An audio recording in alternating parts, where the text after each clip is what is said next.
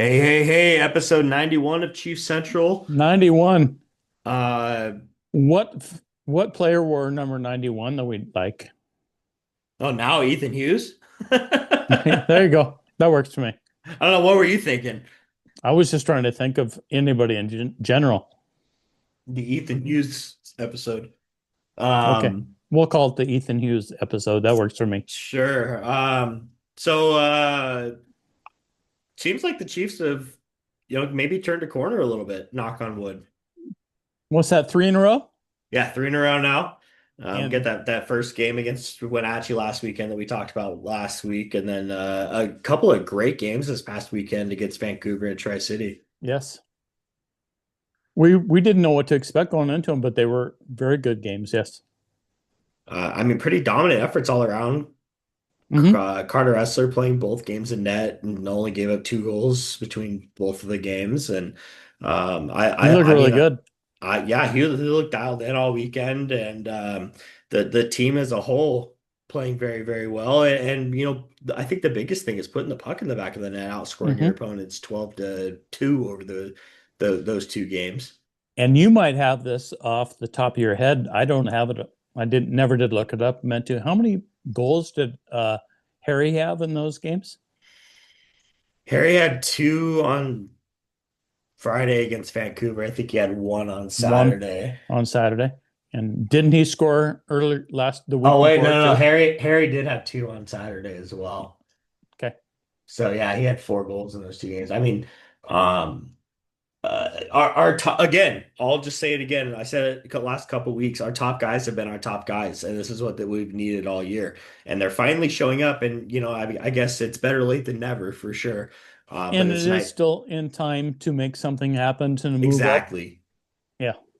exactly. And Um, yeah, going back to Friday night against Vancouver, sold out crowd at the arena with the school night. I mean, just a solid all around performance. I thought that By everybody. all four lines chipped in and played their part. Our top guys were our top guys, as I said. Logan Wormold getting that goal late in the first period to put us up one going into the first intermission, I thought was a huge momentum booster. And then obviously getting a goal 2 minutes into the second period was a huge addition to that as well. And then they just kind of continued on from there. Chase Harrington getting another one just over 3 minutes later. I felt like we played hard for Wormy that game for sure. Yeah, there's a couple of guys for sure that stuck out to me, especially on Friday night. Harry's one of them. Hmm. Owen Martin, I think, had a great game, and Coco Armstrong continues to be great. Wormy was another one. On the back end, I thought Will McIsaac had a good game on Friday night, and just a really solid all-around team performance. And it's nice to see us playing with a little bit of consistency. And a little bit of grit. Yeah, exactly. I think that's the key is when we can get into the games physically early, we tend to have more success later on in the game. What is it the phrase they use in those playing with sandpaper? Sandpaper, yeah, Yeah. sandpaper style, yeah. Um, but yeah, that Vancouver game, the Chiefs have a 3-0 lead halfway through the second period. Vancouver would get one back, but that would be all they would be able to get past Carter Essler. It'd be a 3-1 game all the way through the second half of the second, and then pretty much majority of the third period until the interesting little sequence with about 4 minutes left. Yes, it was. The 5 minute major being dished out, and the who was that on? That was on the Coco for that one man fight. I want to know your opinion on that because at the time wasn't really thinking about it too much, but I wasn't necessarily surprised that they called it that. But after going back on the replay and kind of watching it, I don't know how I feel about that call. I'm not sure either because I was just kind of wrapped up in it all. And I never did look at the replay of it, but I was in as it was happening in real time. I didn't know what to make of it either. I'm always curious when it gets called a one man fight, and anytime I see a game of hockey. Yeah, after going back and watching it a little bit, I was thinking, watching. Armstrong took that hit after the whistle, which enabled a response from and Martin too. Right. And so it's good to see Martin going in and defending his guys. Martin, I felt like threw more punches It seemed like than it. Armstrong did too. He had the gloves off and was wailing on the guy on the ice. I wonder if Coco was saying something too, and that's helped contribute to his. I don't know. Yeah, I agree. You watch the replay from that, and he's going after the guy even after everybody's all piled up right there. The refs are trying to hold him back, and he keeps trying to go after guys. So, like, I get where you would give him, a game misconduct or a 10-minute misconduct to get him out of the game at that point, Mm-hmm. too. I Right. still don't think after watching that it warranted the 5-minute major for the one-man fight. Doesn't But seem like it, but nonetheless, the Chiefs were able to kill it off. Asanali Sarkinov would take a penalty for a trip about a minute into that 5-minute power play. So Vancouver has a prime opportunity to get themselves back in the game late, were going on you a five. nervous? I was nervous. A little bit. I was, yeah. A I full was two too. minutes of a 5-on-3, and then the remainder of the 5-minute major too. Yeah. And so, I The definitely was a little bit nervous, but the timing of it all had me very nervous. I'll give a special shout out to Owen Martin for his penalty killing on that play. So good. Kind of stopping the puck at the blue line, blocking the shot, and then using his speed to chase that puck down, going back into the zone on the 5-on-3 Yeah. PK and burying it in the empty netter. I felt a huge sense of relief after he scored that first one, and then he ends up scoring another one How on crazy was that? that 5-on-3.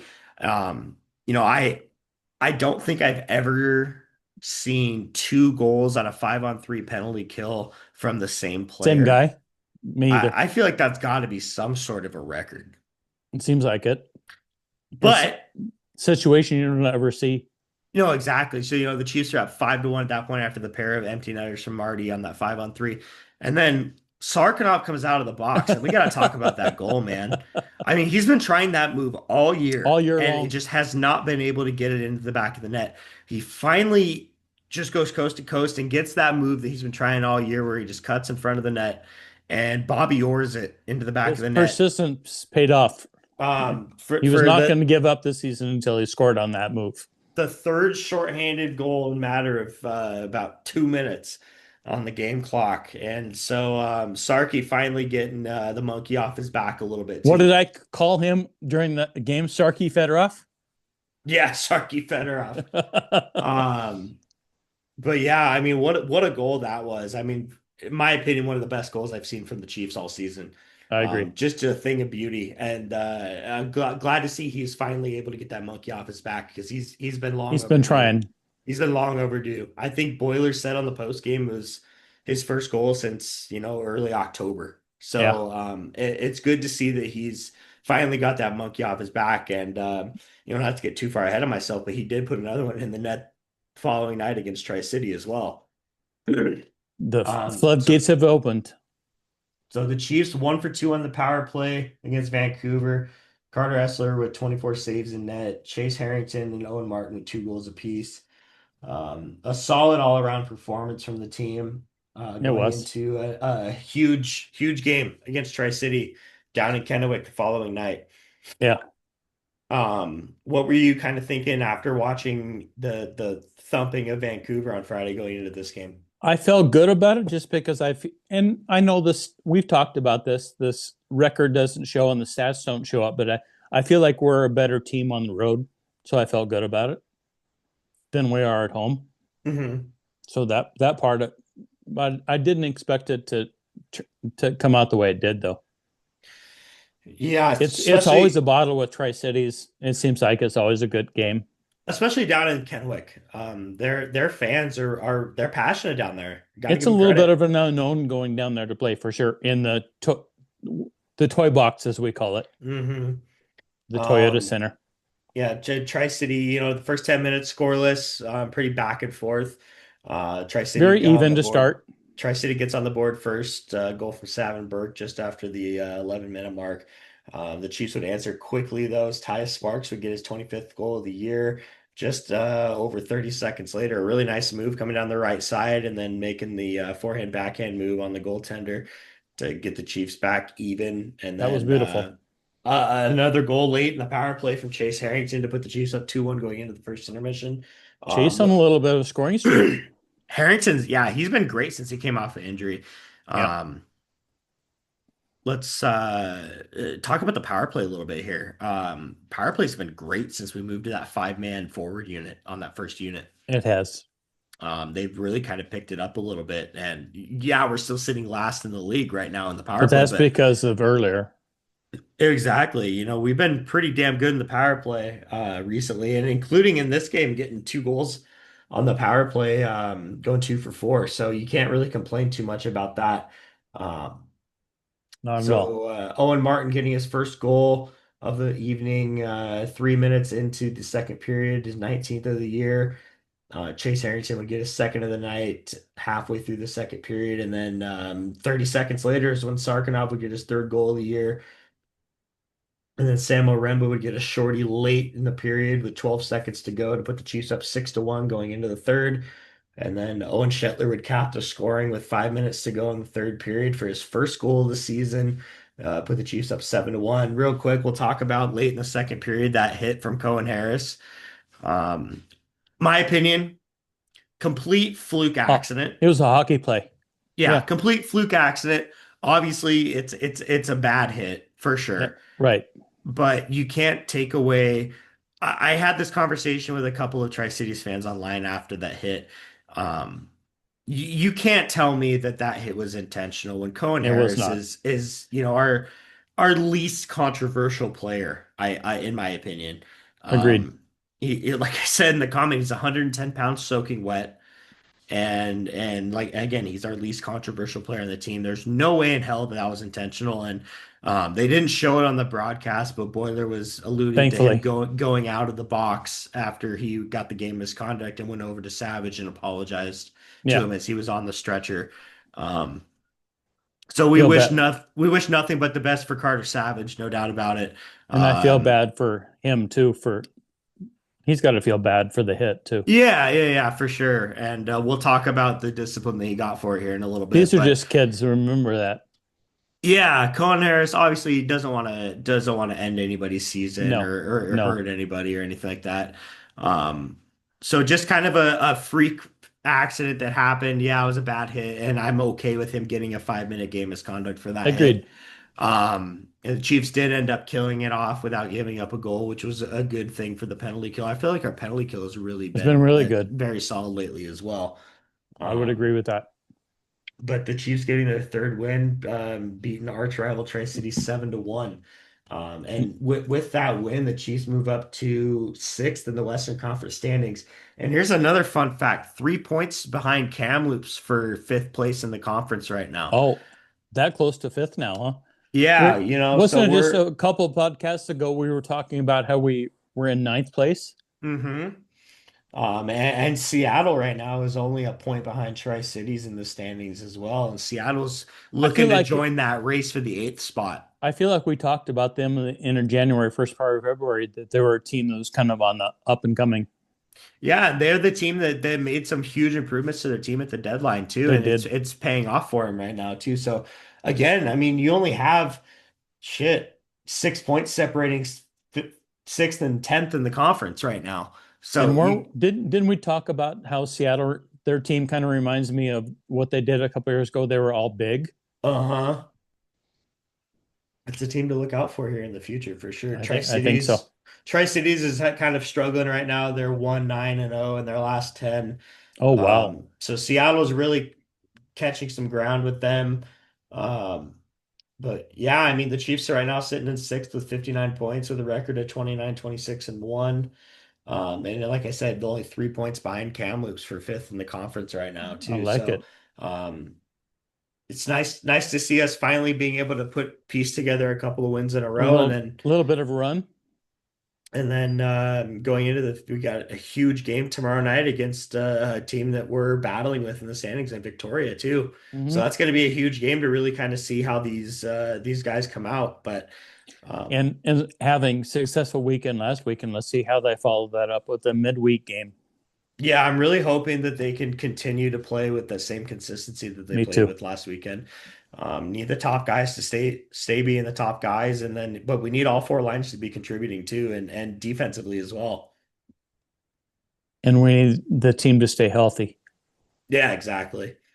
What do you kind of have to, kind of overall watching these games this past weekend? It was very exciting. It was nice to get excited about this team again for Hmm. me. I mean, you never know because we talked. How many weeks in a row did we talk about the up and down, win one, lose one type thing? It's nice to actually string together some wins. Yeah, absolutely. And it's at a dire time too, with Mm-hmm. how close The the conference is, and In the right time of year to do it for sure. exactly, you're gonna Because run there's out of what a time. month left, Hmm. basically, Run out of time in the regular season, and you're in a battle with essentially five or six other teams in the conference. and the good time to start being consistent and making some noise going into the playoffs too, and maybe sneak up on some people in the playoffs too. Yeah, absolutely. And the remaining games that we have is against pretty much it's all Western Conference teams. So they're all extremely important games Mm-hmm. that every point's going to matter here going forward. Obviously Everett still ran away with the Of Western course. Conference, but Penticton's good. PG's sitting at 72 points. We have a couple of games against Prince George coming up here soon. Obviously, play Victoria tomorrow night. We have a handful of games left against Tri-Cities as well. So Mm-hmm. these are all going to be really tight games, and I'm really looking forward to this last month here of the regular season. Me too. I'm looking forward to this weekend for sure. The home and home with try. No doubt about that. Um, I feel like it's been a long time since we had home and home with those guys, and we always look forward to that as fans since we've had tickets. Anytime yeah, there's a home and home, and I feel like we're finally there with now too. Where a couple weeks ago, I wouldn't have been able to say that about these games coming up. yeah, for sure. And like I said, they're all important games. So Mm-hmm. every game is going to be one that's going to get your heart racing, and the boys just got to come out and play with the same consistency that they have been. I agree. I'm liking what I'm Um, seeing right now currently. Me too, no doubt about it. But we do have an exciting thing to throw in the podcast here. We have a player interview, a former Chief, former captain from the 2012-2013 season. The man is your Zoom background here. You got this all set up, so you can go ahead and introduce this. Yeah, we got the pleasure of talking to Brenden Kichton a little bit ago.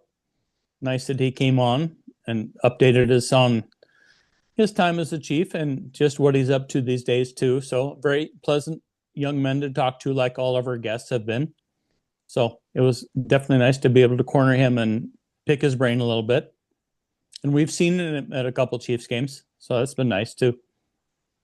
Yeah, Kind of so in the area again.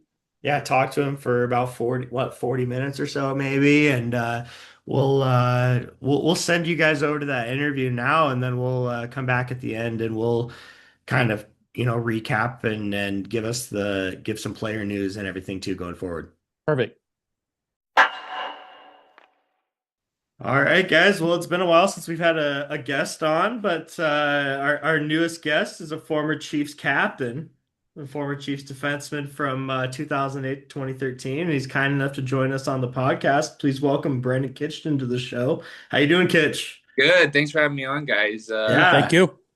It's been a while since I've talked Chiefs or anything Chiefs. So yeah, I hadn't gone to a game since last year. I think it's been like 10 years. So Oh wow. yeah, I haven't just been busy with other things in life, and there wasn't really much time to get back into it. But now, as I said previously, got some young ones. They're interested, so time to get back into it a little bit. And you're Have in you? Spokane, correct? Yeah, I live up in That's what I was just going to ask too. Okay. I live in Mead. We when I stopped playing, we actually built a house in Canada, and then I was supposed to go to Germany for another year. COVID hit; they cut contracts by things like 70%. So Oh wow. my wife wanted to get working again. She's a nurse, so she her license was going to expire. So we ended up selling the house in Canada, moving down here, and then kind of starting over. I mean, Spokane's not a bad place to do that. Oh, we like So. Yeah, it's no Canada, but Yeah, no, I get it. I get it. I do love Canada. Canada's uh, gorgeous. I'm a Canadian, obviously, so I'm impartial, but happy wife, happy life, right? There you go. Exactly. So speaking of Canada, you grew up in Spruce Grove, Alberta, that's pretty far up there, isn't it? That's about a 10.5 hour drive from here. So, Yeah. yeah, I didn't even know where Spokane was when I first was drafted. I remember I think I was in grade 8 or grade 9, and we're refreshing the Bantam draft, and my name came up in Spokane. I said, "Where the heck let heard of that?" me let me look at a map. Yeah, let me look at it. Like, what's in the States? Okay, so we, yeah, coming down from when I was 14, 15. Yeah, loved it though. I mean, great place to play. Me and my wife were actually talking about when we went to the game the other night about best places to play in the Dub and where you would if you want your kids to play. Obviously, Spokane was at the top of the list, and Very nice. there was about half the teams that you'd want them to go to, and then half you don't. I'm assuming Tri-Cities is on the ones you don't want them to go to. You know what? My wife said, okay. She said it'd be okay with it because it's close and she could It's make close enough. these, but Brandon or PA or Yeah, way or out there. George. Yeah. So Yeah, it's a little bit different when it's way out there for sure. But yeah. um, playing 5 seasons as a Chief, over 300 games, Yeah. what really comes to mind when you think about Spokane and your time here? Just being here and the whole process essentially, starting off as a 16-year old, 5'9", 145 pounds. I mean, actually, I was actually when I was 15, I was terrified because you got some of those big guys. You remember like Judd Blackwater and Oh those. yeah. They would, even on a skate, they come over and they elbow you in the head. Like, oh my God, like where am I? You know what I mean? And then 16 didn't play barely anything. I remember sitting on the bench for mostly every game, a couple shifts here, a couple shifts there. 17, played a little bit more, still third pairing, and then 18 kind of, got more opportunity finally, and then took off from there. But it was just kind of a process, from the start, learning experience, learning for some of the older guys, and being away from home at 15, 16, like as you said, it's hard for these kids. It really is. You don't even know where you are, and you're staying with some random family, and you expect to go out there and perform. You got school, a couple classes in the morning. It's a learning process, and it really takes time. Especially back in that day when it was, things were tough. Like it was hard grind in hockey. I go watch today. It's not the same type of game that it was back when I played. Yep. So just kind of learning from that, learning how to play, and then just kind of taking, your opportunity when you get one. I was showing him some pictures I had from when I was about 20 years old too. And back then, the guys that played for the Chiefs looked very old and like mid 20s, and everybody now looks so young. They look 16, 17, 18. Oh, it's crazy. I mean, It is. Justin Falk, he was 6'6", like 240. It's like these are big guys, Ryan Yeah. Letts, those guys. Jeez, let's see.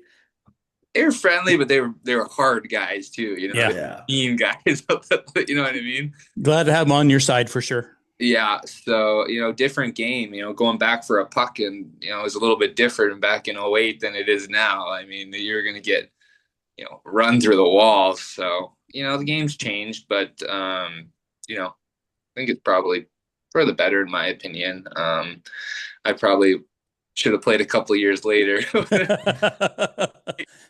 A little bit, but no, just the process of starting it and seeing kind of where everything kind of shaped out to, and learning from the guys, and changing coaches, and just able to take advantage of my opportunity when it came. And you came in the year after the Chiefs won the Memorial Cup, correct? Yeah, year after. I was actually supposed to go up with Blake Gall when that happened, but I had broke my shoulder, my humerus bone, about a month prior, so I wasn't able to go for that run, which was kind of disappointing. Yeah. Yeah. Yeah. So So was there, any pressure on the team going into that next year, your 16-year-old year after just winning the cup and, pressure on making some noise with yeah, most of the guys still coming back? you knew you were gonna be a 6, 7, 8 guy, So it's just like, we'll see what I can do to make the team. And I knew I wasn't gonna get much ice time, but at that point they really wanted me to stay, and we were just kind of just learn and practice and try to get bigger, stronger, and improve skills. And that's kind of how it was back then. You just developed. And even 17, same thing, come back a little bit better, but still not much ice, 5, 6, 7 guy.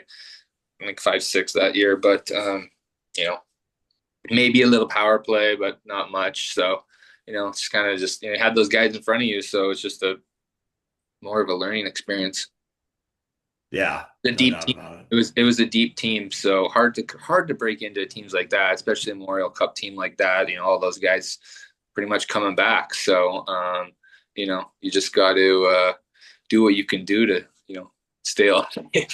Yeah, I mean, yeah, I have the roster from that year pulled up. It's crazy the amount of talent that you see on this, Bowman, Mitch Wall, Tyler Johnson, Yeah, Coper, yeah, Spurgeon. yeah, I mean, that's insane. Jared Cowan. yeah, I mean, that's a hard roster to crack, no doubt about it. yeah. Ulmer was good there too. I Uh-huh. think Trevor Glass was still back. Mm-hmm. Yeah, there's 5 D-men right there. You're lucky. There might even be 6. You were just lucky to play 7, 8. I remember me and Corbin Baldwin, we would split 6, 7, and whoever got a game would get a couple shifts in a game. The other guy would just sit on the bench the whole game. I it's funny, I vaguely remember watching that. I mean, I was 11 years old, but Yeah, that's when I started really kind of processing and remembering all this stuff too. And I vaguely do remember yeah. similar situations to that for sure. I didn't agree with how it was handled. I wasn't that whole coaching regime. I think was not the best, to be honest. But yeah, I would have handled it maybe a little differently. We were up sometimes 7 goals in a game. The guys wouldn't even get a shift. Like, Hmm. you know, Yeah, it's a little tough going from Bill Peters and winning the Memorial Cup to having Hardy Sauter and all these other guys. And yeah, no, definitely. and that team underperformed too. 16, 17. When I was 16, 17, those 2 years, that team was amazing. Probably maybe even better than the Memorial Cup team, and that we underperformed a big time, in my opinion. That's kind of how we feel about this Chiefs team this season too, We compared to, do. last year with Hard to follow the up run last year, that but they went still. on and Yeah, stuff like that too. That's kind of how we're feeling about that as well. don't know too much about the team. Watching them, I feel like the team lacks skill a little bit, little high end skill. I don't know, my opinion. Just I don't Yeah. know players personally. I don't know anybody. I just look at them and yeah, maybe you need a little bit more skill. I don't know. I don't disagree with you at all. Yeah, No. yeah, I think they're still trying to find their identity after last year and yeah. having I think what they had. I think the D's too. Just watching again, very 3-4 games. I think they need more. It's such a puck moving game, right? It's such a skating game now. Puck moving. You need D that can get up and join the rush and move the puck, and maybe that lacks a little bit on these teams. But yeah, just my opinion. Well, yeah, like you said, the game has changed a ton from when you played too. So you always need those guys that are hard nosed too. But I think it's the game's definitely getting away from that a little bit. No Hmm. doubt about it. So yeah. Dad, Dad, what do you got? What are you up to these days off the ice? So I own a CPA firm in Spokane Valley. Nice. So I do that, and super busy with that. It's tax season, so Exactly. I was just going to say that. it's nonstop. Yeah, we're lucky we have a very good client base, and keeps me busy all year. So it's never ending. And yeah, I enjoy it. Obviously, kind of sucks sitting all day staring at a screen. Hmm. A little bit different for what I'm used to, but no, very blessed with the clients we have, and where it seems like people are always looking for accountants. We get calls constantly every Oh day. yeah. So it's a good problem to have. Yeah, for sure. I mean, work is work, right? At least you're making money. Work is work. That's how I feel. I'm a FedEx driver, man. I get Yeah, it. actually looking at buying some FedEx routes a while ago. Really? Yeah. That's funny. Yeah. Who do you work for? I'm out at like Express, so it's like the actual FedEx company. Oh, is it okay? So I'm doing like, time sensitive deliveries and whatnot, meds and Yeah. Yeah, all that work fun is stuff. work. I mean, would I choose to do it? But rather do something else, but you got to pay the bills, right? Exactly. Exactly. Well, going into that, anything else you'd like to do? Do you have any coaching aspirations? I actually did some camps. Me and Anthony Bardero, Yeah. we have a little company set up. We do some hockey camps. He ended up moving to Florida. He's playing for the Solar Bears right now. Yeah, I saw that he was back in the ECHL. Yeah, so and he's been kind of getting involved with the Florida. And um, so that kind of slowed down things. But we did some camps here, just trying to get the word out, kind of partnering with Spokane minor hockey too. But a lot of things going on. I got a real estate license too, so Oh my goodness. I do that. And I Keeps don't. you out of trouble though. Yeah, I don't do much of that, but I'd like to get into it eventually. It's just kind of hard to break into, right? Unless you're putting your full effort into it, right? Exactly. So, there's a couple things that in the works, but yeah, this is my main thing. I own the firm. I have several employees, and it takes 110% of my time. Oh yeah, I mean, in that market with real estate is so highly saturated too, so Yeah. it makes a lot of sense that It, that'll be tough. passionate about like commercial and residential real estate. I have a couple commercial properties of my own. So, one day I'd like to maybe do something like that. But, as you said, it is saturated. You need to really put the time in. It's weekends, it's, late nights. So, whereas here, we kind of, we're 8 to 4, and obviously during tax season we're working, weekends and a little bit later. But it's nice. It's a little bit more of a structured schedule. Yeah, no doubt. Going back to hockey a little bit, I this is a question that I've actually had for so long I never got the answer to. You were drafted in the NHL twice. Yep. So, what was the reason for going back into the draft that second time a couple years later? The Islanders offered me like a minimum contract. It was like no signing bonus. It was like minimum AHL. And I just come off I think I was a finalist for WHL Defenseman of the Year. Mm-hmm. They didn't really like me. So we were like, no, we're not going to do that. We're going to try to find someone who really likes you. Obviously their offer was it was honestly insulting. It was pennies on the dollar for nothing, and especially coming off such a good year. Right. And they just had drafted 7 defensemen in the last draft too. That would be in 2011, I believe. They drafted 7 defensemen and for their 7 picks. Wow. And I went to camp, and one of their development guys comes up to me and he goes, "You see, we draft 7 defensemen. You like that?" I was like, "What?" Like shoving it in my face a little. And I'm like, I didn't even do anything to you guys. Like, I'm just trying to be the best, player I can be and everything. So, just bad taste there. So my agent's like, we're not going to deal with these. They did the same thing with Spurgeon too. I do remember that, yeah. Nothing. I mean, it's no brainer, right? I didn't think they offered him anything, to be honest. So we're like, well, let's just go back in. And we were praying we weren't going to get drafted that second time, because I would have got a max contract, max signing bonus, max everything.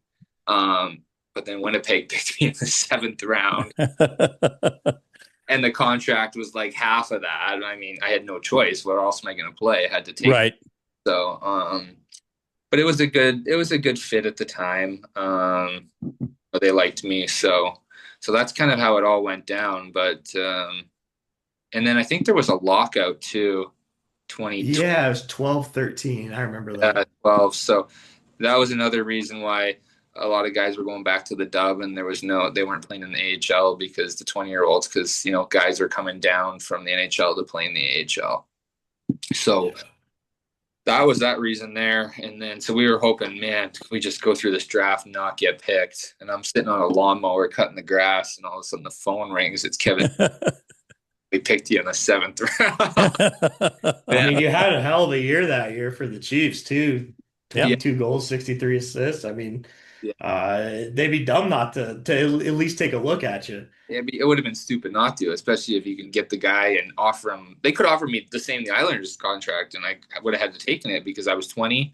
Right. Where else could you play? Exactly. Right. Then he has to wait another 2 years for something. So I guess he could have maybe gone to Europe, but even then, it's tough. So that's why we did that, and yeah, it's a weird situation. Not many guys get drafted twice, so one of the oddities.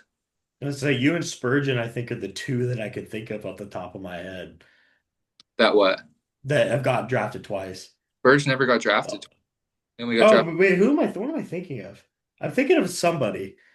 Yeah, I remember the Spurgeon got a look from somebody and then ended up going to Minnesota, I think.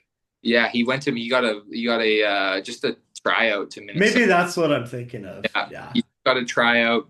Went there. They liked him. They gave him the opportunity, and that was that. Yeah. And then, I mean, it worked out for him. It was the greatest place he could have ever went. And for me, Yeah. Winnipeg was one of the worst places. Really? Yeah.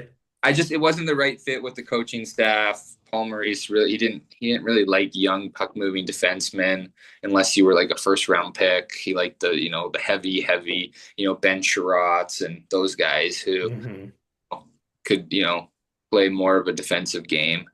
Kichton Ellerbees and Adam Parties and those guys, that's not me, right? Right. Yeah. I Whereas feel like those Minnesota, kind they were more working towards, these, puck moving defensemen. The game kind of, they were changing the game a little bit. And that was about the time the game changed. That's what I was just going to say.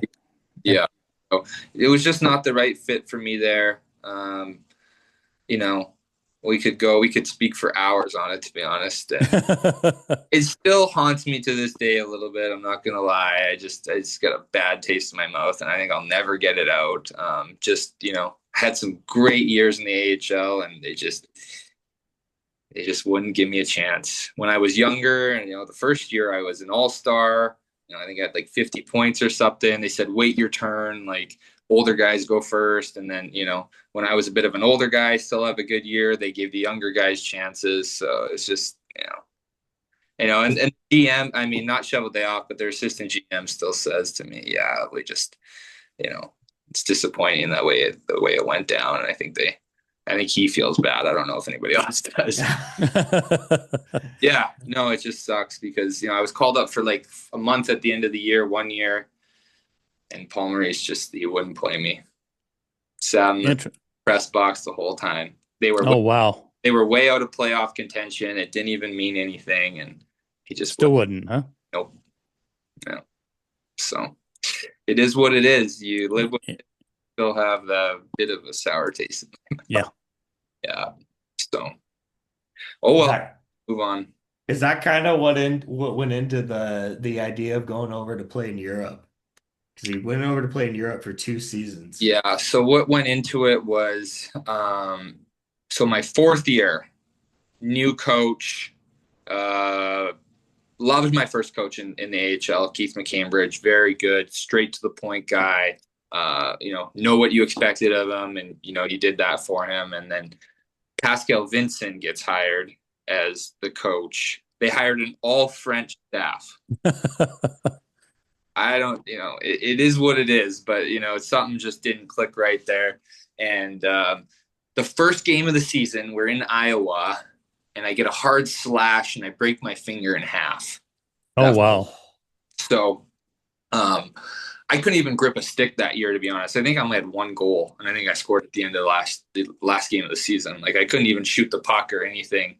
And just, he kind of thought I should be back to where I was the previous year. I think I led the team in scoring the 3rd year in the AHL.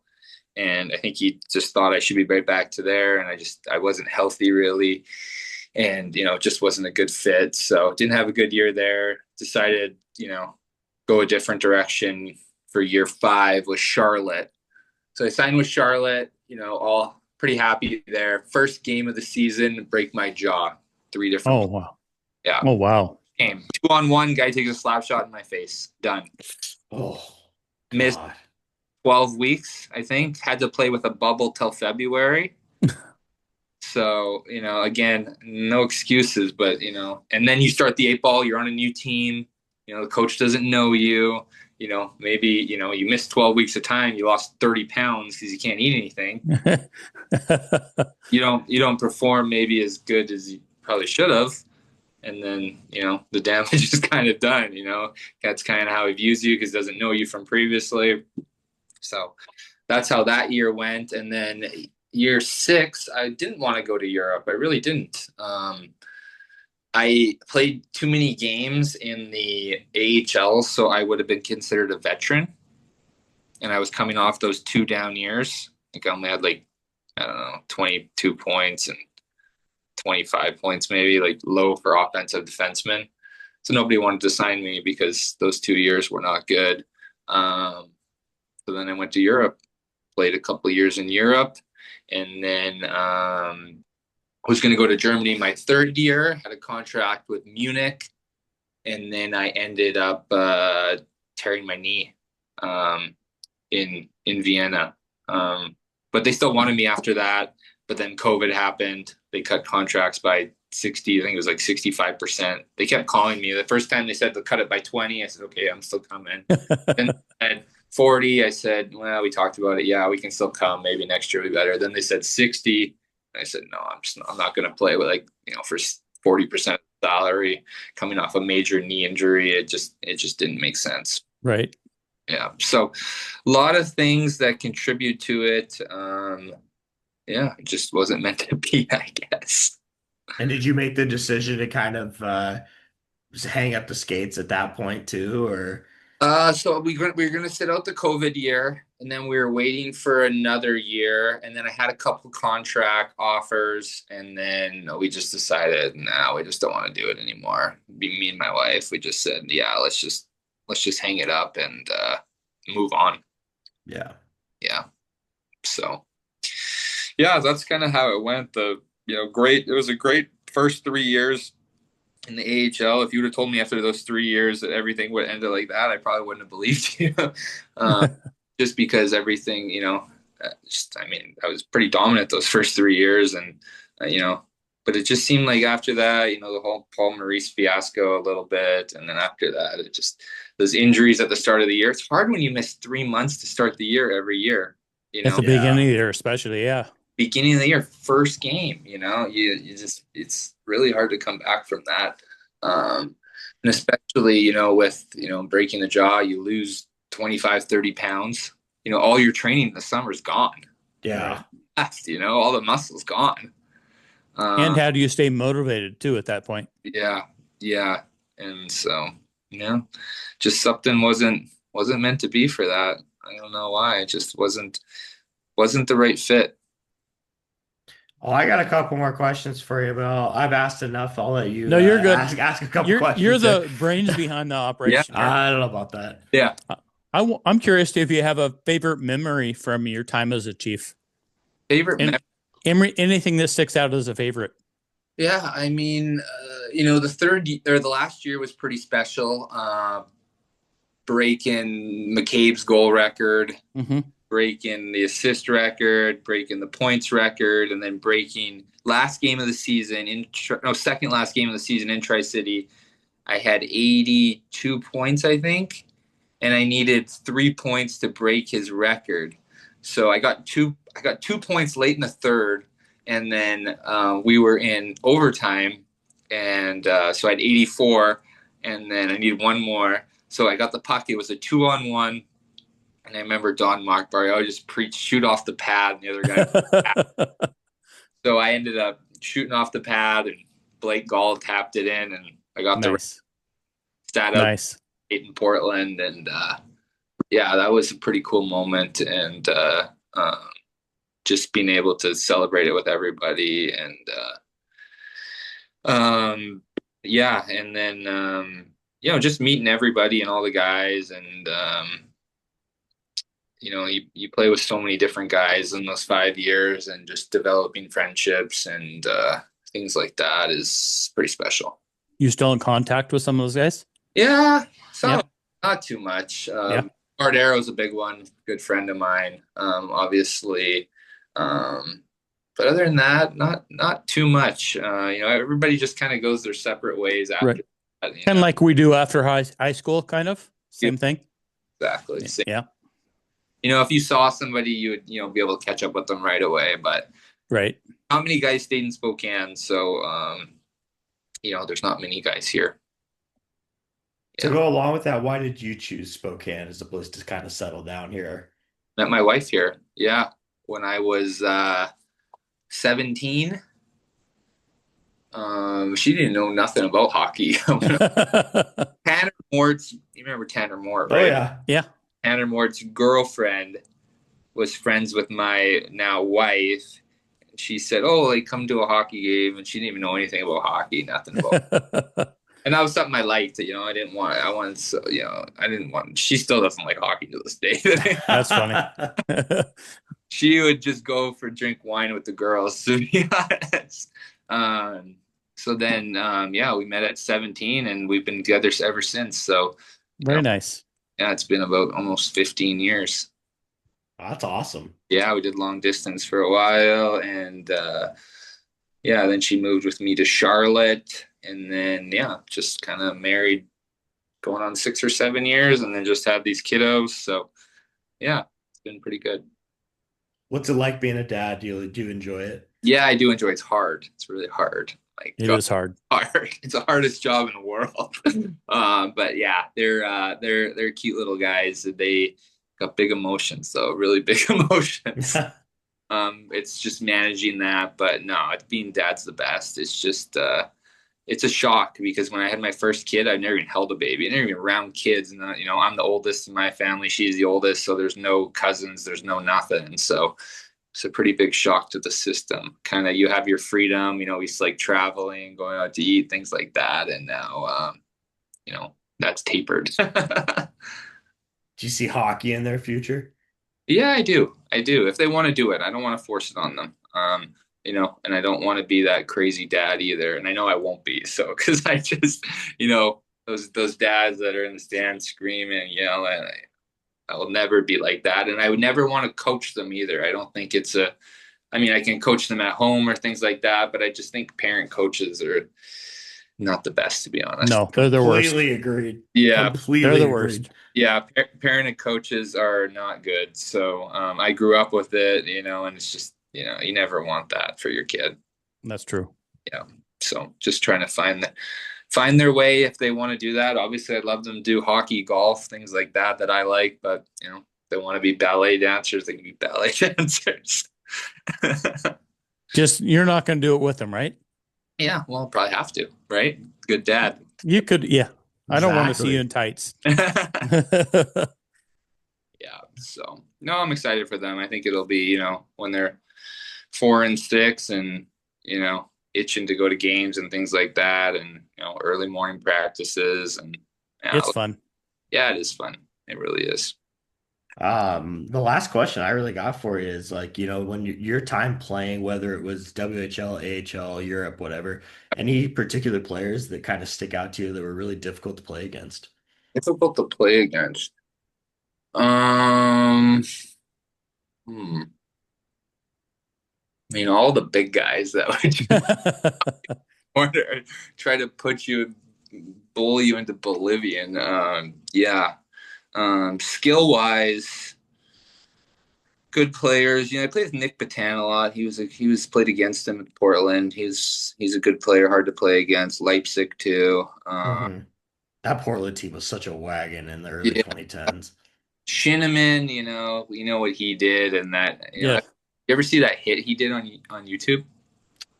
Shinneman. I feel like I we probably have, yeah. Look up Shinneman hit on Josh Nichols. It's honestly one of the most disgusting hits you'll ever see in your life. I feel like I Really? have seen that. I remember a couple of crazy hits from that like era with I remember it was a really bad hit that Leipzig had too, This like this hit, 2012. I mean, it was crazy. this hit's one of the worst hits I've ever seen in my life. I still can't even, I look at it and I just cringe because I don't know how that guy didn't break his neck and become paralyzed. It's the most, guys like that, like, great players, but just wild cards. Yeah. You never know what they're going to do. Like, it's like a switch flips and it's like 1 minute they're fine and next minute they're like crazy. Kind of like Kramer a little bit when he I was was just gonna say the Kramer. like, the guy's fine and all of a sudden like something flips in his head and he is going bonkers. You know what I mean? Oh man, yeah. No, I remember watching Shinniman. I remember we when I was in high school, me and my buddy started this meme page for WHL memes on Yeah. Facebook. Yeah. And we had a big thing where we were just making memes about Brenden Shinniman all the time, just from when he's getting suspended for embellishment and all this stuff Yeah. too. Good player, but just guy was a bit of a whack job. Yeah. Those guys that they're wild cards. That's scary because you never know. You put yourself in a vulnerable position. You never know what's going to happen. You know what I mean? You always got to be. Whereas today's game, I feel like it's not. Not as bad. I feel like there's not many of those guys that are just like psychos. Yeah. Back then, it was like like Ryan Letts when he ran Chet Pickard, like Oh, like I remember that.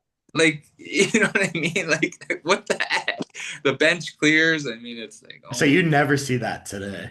no, you never No. see that. I mean, it's just No. absolute crazy hockey. So that's why I said probably should have played a couple of years later because it's different.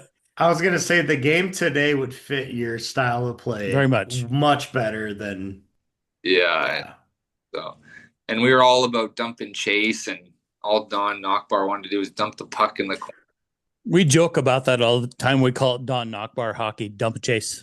Dump and chase. It's actually a miracle. I had 85 points or 81 and then 75 and 85. I'm playing dump and chase hockey. Man, Yeah. and Don Akbar's still around coaching in Wenatchee too, and Wenatchee plays that same style of game, They do. which is the crazy part. It still works. All about dumping. And where are they in the standings? They're toward the bottom. Towards the bottom. I mean, they're not good, but Yeah. Yeah, I feel like that game, that's all we did. That's all we were told is dump the puck in and perfect dumps and all that stuff. And like, Christ, like, yeah. yeah. So yeah, it was is different back then, but yeah, that's why I said it was a miracle. I got all those points with the style again. But Yeah, your game definitely fits today's game better. yeah, it does. So no, blessed it all. Maybe somebody will break all those records one day. I hope they do, but I think it's going to be a while. Yeah. Well, you definitely did a number for sure. Yeah. So, yeah, I was looking at the assists. You have second in assists all time behind, I think it's Ray Whitney. I think he has the most. So most by defenseman for sure. oh yeah, most my defenseman by a By a lot. mile. Quite a bit. Yeah.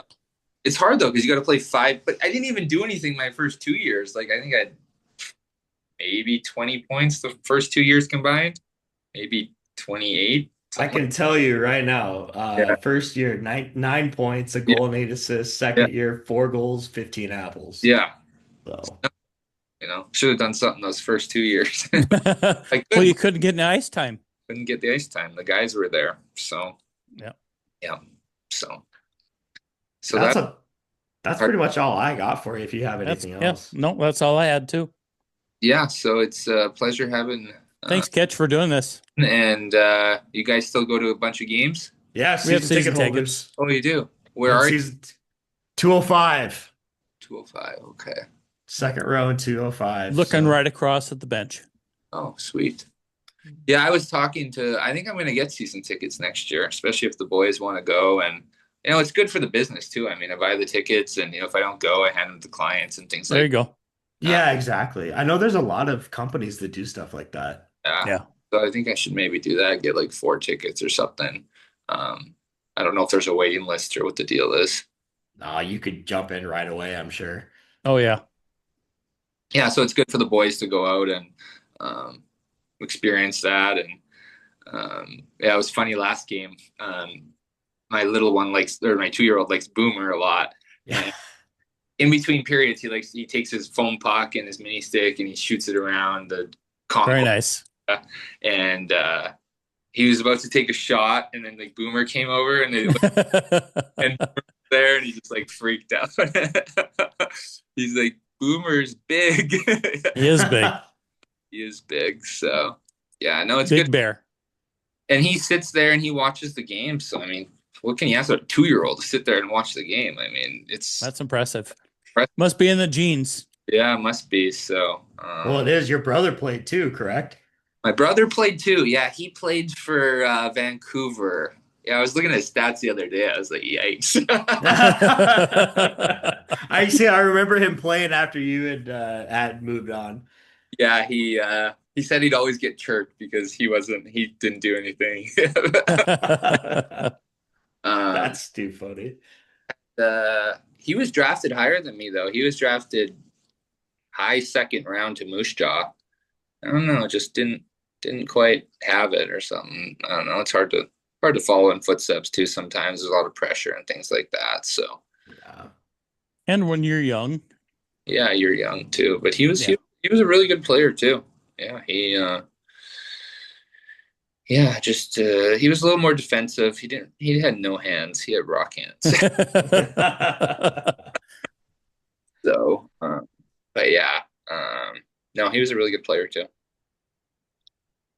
Very nice. All right. Well, I mean, that's all I really That's got all I for had you. too. But Yeah, yeah, Kit just was awesome, man. I appreciate thanks you for doing this. making the time for us. And yeah, no problem. Whenever you guys want me, I can come on and maybe we'll see you at a couple of games here. yeah, no doubt. We see you in the concourse with the little one playing with the foam puck. We'll Yep, come up and say hi.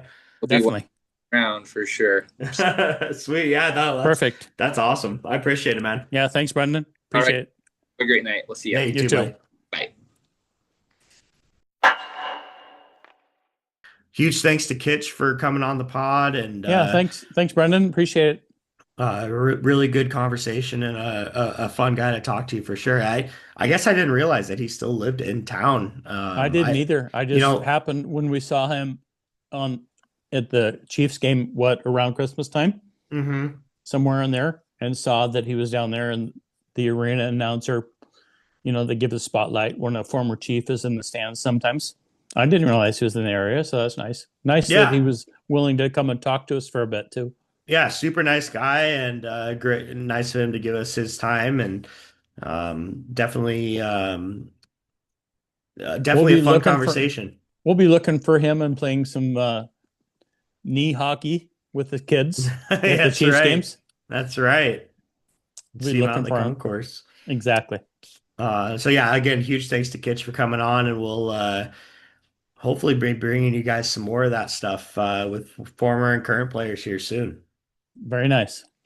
And then we'll go into our next segment here. We got just kind of like the overall team news. I guess that we'll start with the WHL Player of the Week, Owen Martin. Very nice. Very deserving. I feel like you could have taken either him or Chase Harrington and given them this honor this week. Both of them, I think, just really stood out all week. Owen Martin has been so good. Getting the 2 goals and the assist on Friday night against Vancouver, and then picking up another goal and 3 apples on Saturday in Tri-City. I didn't realize he had 3 that day. Yeah, well deserved of the Player of the Week. And then, but yeah, Chase Harrington, it could have very easily gotten that too with 5 goals and however many assists in that time span. Very nice. So looking forward to that. It's nice to see. Again, as I said earlier, our top guys being our top guys. There you go. And looking at we talked about it earlier, the Cohen Harris hit on Carter Savage and Tri-Cities the other night. WHL really throwing the hammer down on Cohen Harris here, which I'm a little bit surprised about. To be honest, not a huge fan of, and it's just Cohen Harris has no prior history. None. It wasn't. I wouldn't say it was a dirty hit. It was not. Obviously an unfortunate outcome. and something that you don't want to see. And I feel like that the outcome definitely played a part It in seems the like number it. of games that he got. But Cohen Harris did get 5 games for that hit on Carter Savage, so we'll be without him for the next handful of games here. Um, Yeah, I yeah, thought that was a little harsh. to be honest, I'd give him 2 max Yeah, if it were I would me. think 2 to 3. Yeah, If you really want to make a statement, give them 3, not 5. yeah, I feel like that's a little That's overkill. pretty excessive. But it is what it is, and then the Chiefs are going to have to figure out a way to play around that. I mean, do you remember what was the penalty? Somebody went and went after a guy intentionally with a stick last year or something somewhere. I remember that happened, and I feel like that was worthy of 5.